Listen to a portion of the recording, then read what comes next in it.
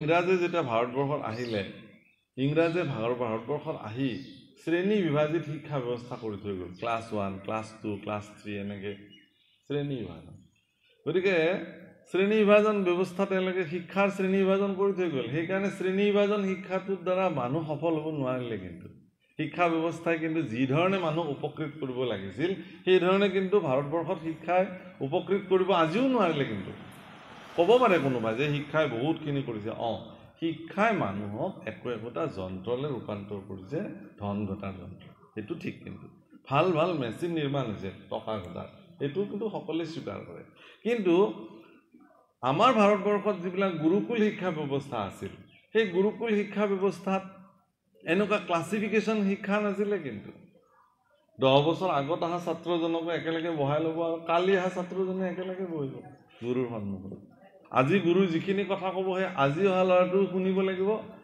আৰু 5 বছৰ আগত আহি থকা ল'ৰাটোও শুনিব আজি অহা ল'ৰাটোৱে একো বুজি নাপাব হ'লেও সি একো ক'ব নোৱাৰে সি মৌন হৈ থাকিব লাগিব সেইটোৱে শিক্ষা ব্যৱস্থা 5 বছৰ আগত অহা ল'ৰাটোৱে বুজি পাব যে গুৰুই কি কৈছে তাৰমানে আৰু 5 বছৰ পিছলৈ ধৈৰ্য ধৰিলে এই ল'ৰাজনেও গুৰুই কি ক'ব সেইটো বুজি পাব ভাগৱতৰ যিটো বিশ্লেষণ হয় ইয়াতো তেনেকুৱা ইয়াতো কোনো শ্ৰেণী বিভাজন বিশ্লেষণ নহয় ইয়াত একদম এলপি স্কুলৰ ছাত্ৰটোৰ পৰা আৰম্ভ কৰি একদম স্নাতকোত্তৰ ডিগ্ৰীৰ ছাত্ৰ সব বহি থাকে আৰু সকলোৰ কাৰণে ভাগৱত বিশ্লেষণ হয় কিছুমানে একো বুজি নাপায় বহি থাকে তেওঁ ক'ব নোৱাৰে কিন্তু যে মইতো এইটো বুজি নাপালো না আপুনি মৌন হৈ থাকক কাৰণ সেইখিনি আপোনাৰ কাৰণে নহয় বুজি পোৱা সকল বহি আছে তাত আৰু কেতিয়াবা এনেকুৱাও হয় যে কিছুমান খুব জনা মানুহে তেওঁলোকে ভাবে এইবিলাকনো কি এনেকুৱা কথা কৈ আছে এইবিলাকতো আমি জানোৱে তেতিয়া তথাপিও আপুনি মনে মনে থাকক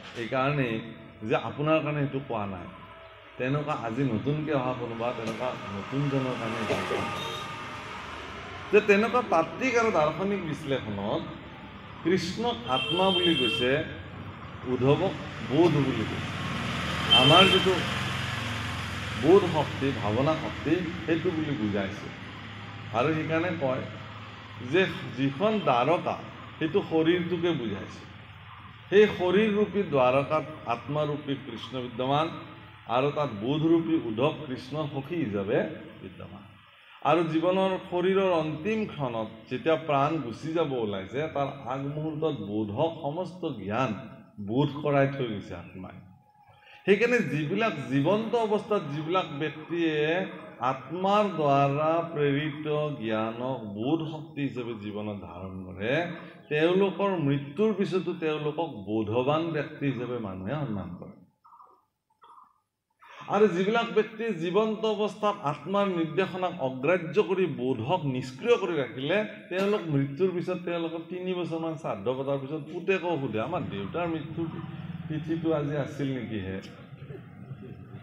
নিজৰ পুতেকে আজিতো বিষ্ণু ৰাভাৰ দিৱস আজি তেওঁৰ ইহলীলা সম্বৰণ কৰা কিমান দিন হ'ল কিন্তু অসমৰ হাজাৰ হাজাৰ অনুৰাগীয়ে আজি বিষ্ণু ৰাভাক স্মৰণ কৰিছে কিন্তু স্মৰণ কৰিছে কিহৰ কাৰণে যে তেওঁলোকে বোধ শক্তিক জাগ্ৰত কৰি ৰাখিলে তেওঁলোকৰ যিবিলাক পৰিকল্পনা সেইবিলাক জগতৰ কল্যাণৰ কাৰণে এৰি থৈ গ'ল সেই পৰিকল্পনাৰ আঁত ধৰি পেলাই বহু মানুহে তেওঁলোকক অনুকৰণ কৰি জগতৰ কল্যাণৰ কাৰণে কাম কৰিবৰ কাৰণে সুযোগ পালে ঠিক তেনেকৈ শংকৰদেৱক আজি 500 বছৰ অতিক্ৰম 575 বছৰ অতিক্ৰম কৰি যোৱাৰ পিছতো মহাপুৰুষ শ্ৰীমন্ত শংকৰদেৱ গুৰুজনাক আজিও অজস্ৰ অনুগামীয়ে তেওঁলোকৰ জন্মদিন পালন কৰে তেওঁলোকৰ তিথি পালন কৰে কিহৰ কাৰণে কৰে শংকৰ মাধৱ হৰিদেৱ দামোদৰদেৱ এই গুৰুসকল এইসকলক আজিও মানুহে পৰম শ্ৰদ্ধাৰে নিজৰ পিতৃৰ তিথিৰ দিনা পুত্ৰয়ে কৰবাত খাই লৈ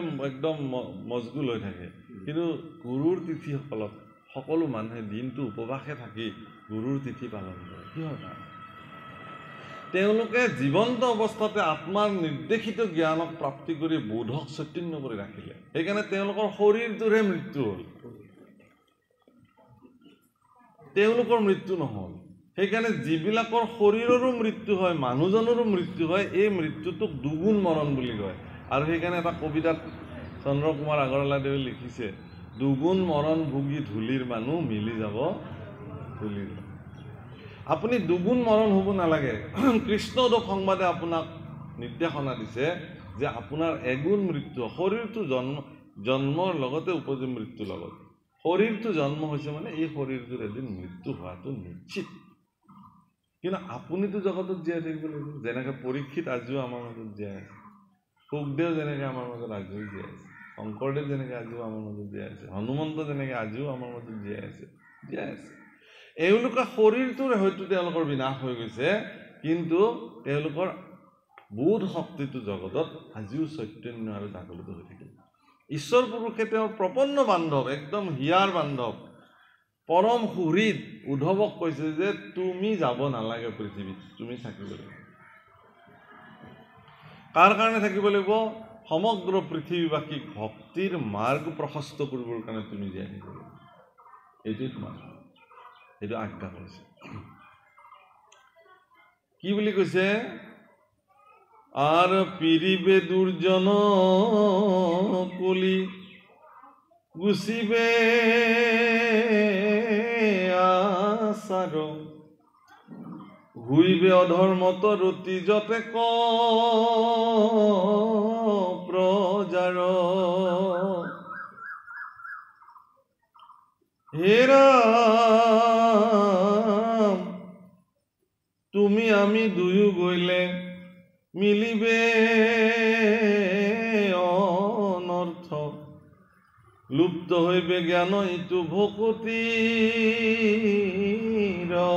পথ। তুমি আমি দুয়ো গইলে অনর্থ হয়ে যাব, জ্ঞান লুপ্ত হয়ে যাব, ভক্তির মার্গ মানুহে নেদেখা হৈ যাব।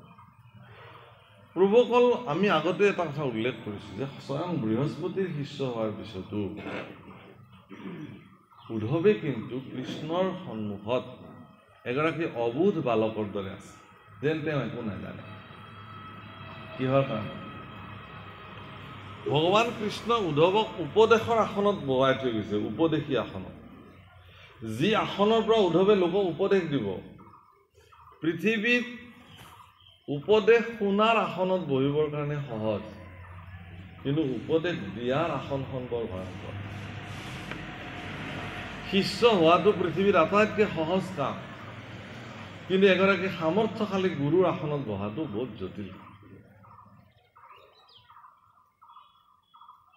ছাত্ৰ হোৱাটো সহজ, এগৰাকী কৃতি শিক্ষক হোৱাটো বৰ জটিল। শিক্ষকটো বহুত আছে জগতত। শিক্ষকসকলক মহাশয় বুলি কয়। আশয় মানে চৰিত্ৰ, ইচ্ছা, ভক্তি। মহাচৰিত্ৰযুক্ত যিবোৰ ব্যক্তি তেওঁলোক মহাশয়।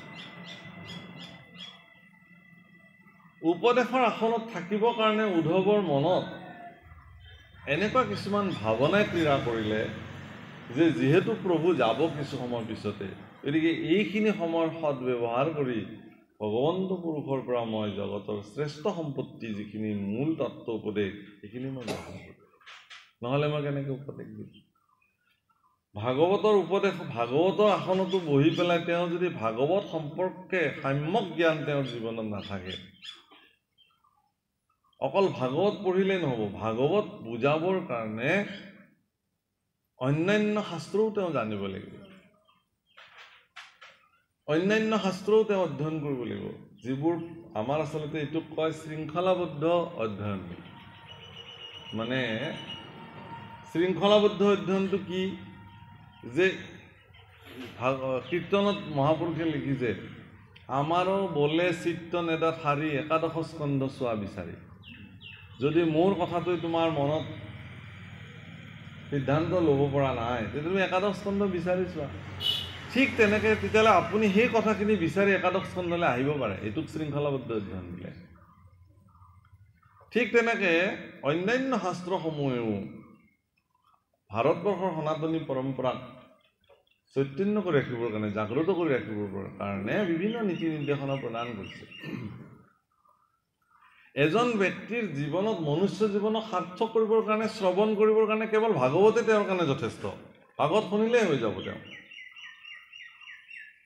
কিন্তু ভাগৱতৰ জ্ঞানৰ দ্বাৰা কাৰোবাক তৰাবৰ কাৰণে যদি কোনোবা এখন আসনত বহে, তেওঁ কিন্তু অধ্যয়ন বিস্তৃতভাৱে কৰিব লাগিব।